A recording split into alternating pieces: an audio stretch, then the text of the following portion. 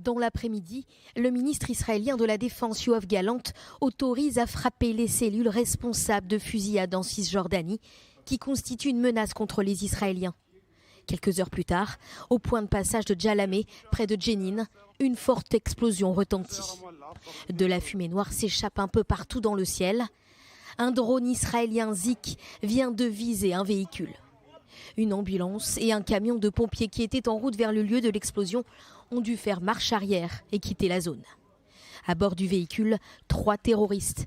Ils appartiennent au Hamas et au djihad islamique. Dans le véhicule bombardé, 3 armes ont été retrouvées. Et pour cause, les terroristes s'apprêtaient à commettre un attentat en Israël.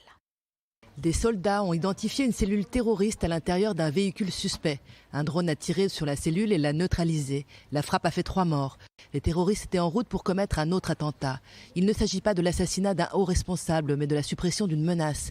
L'élimination a été effectuée par un drone Zik de l'unité 5252.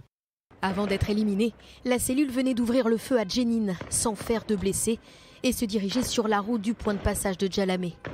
Selon l'armée israélienne, cette cellule terroriste était d'ailleurs responsable de plusieurs attaques contre des soldats et des implantations juives. Dans la soirée, le ministre de la Défense Yoav Gallant a confirmé le bombardement aérien et promis la poursuite de tous les terroristes.